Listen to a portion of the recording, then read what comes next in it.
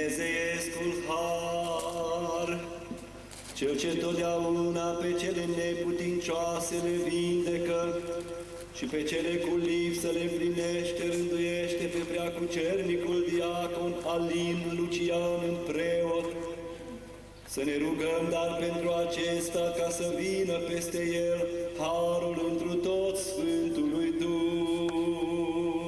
Domnului să ne rugăm. Doamne, miluiește!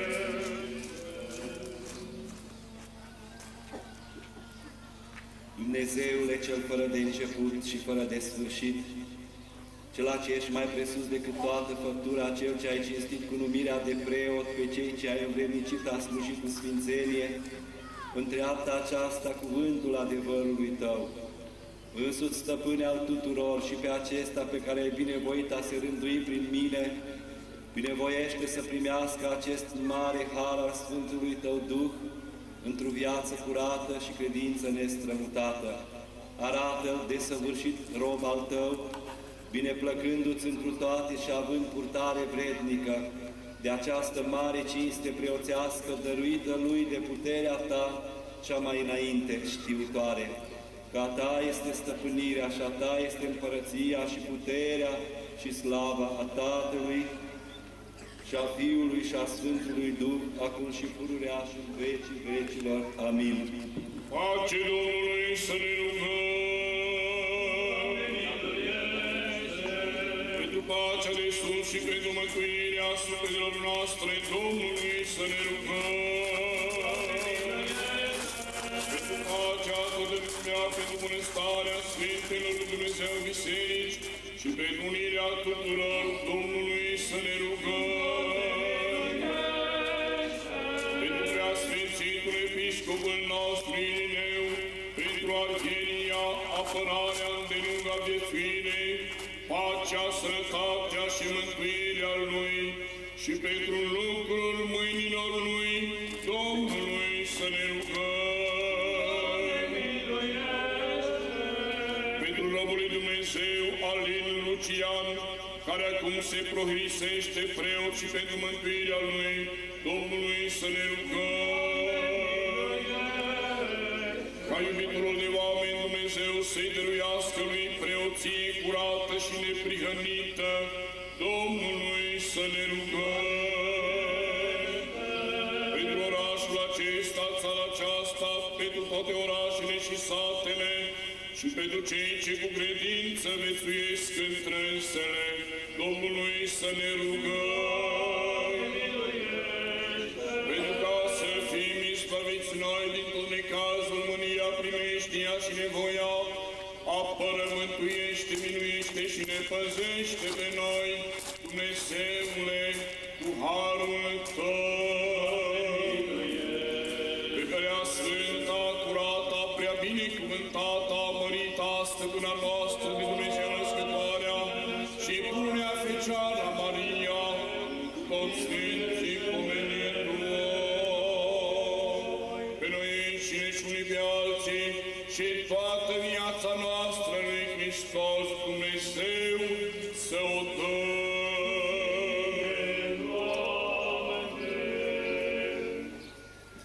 Dumnezeule cel mare în putere, neurmat în pricepere, cel minunat într-un sfaturi mai presus decât fiii oamenilor, însuți, Doamne, și pe acesta pe care ai binevoit a intra în treapta preoției, umple-l de darul Sfântului Tău Duh, ca să se facă vrednic asta fără prihană înaintea jertfelnicului Tău, a propovădui Evanghelia Împărăției Tale, a lucra cu sfințenie cuvântul adevărului Tău, a aduce Ție daruri și jertfe duhovnicești, a înnoi pe poporul Tău prin baia nașterii de-a doua, ca și El, întâmpinând la a doua venire pe Marele Dumnezeu și Mântuitorul nostru Iisus Hristos, unul născut Fiul Tău, să primească într-o mulțimea bunătății Tale plata bunei chivernisiri a treptei Sale, că s-a binecuvântat și s-a preamărit întru tot cinstitul și de mare cuvință numele Tău,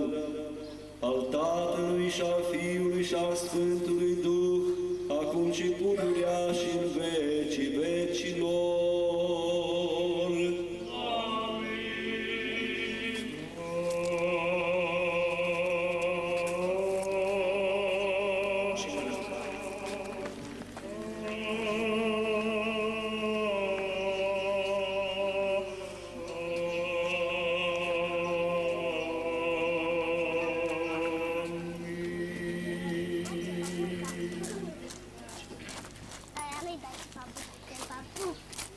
Vrednic este. Vrednic este.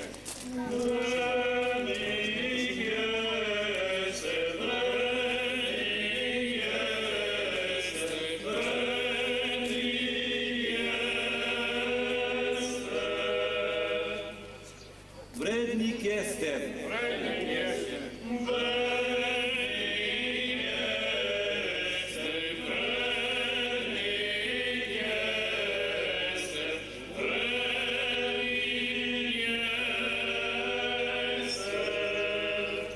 Vrednic este. Vrednic este.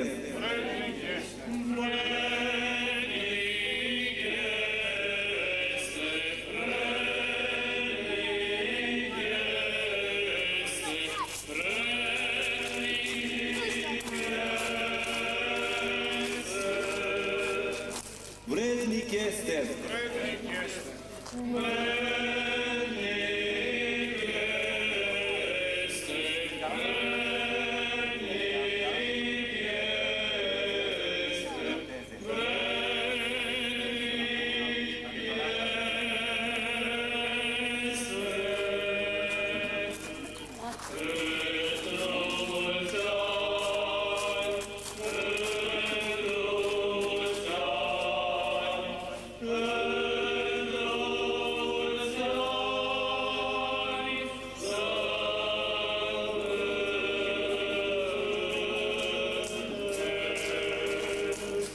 Să plinim rugăciunea noastră Domnului.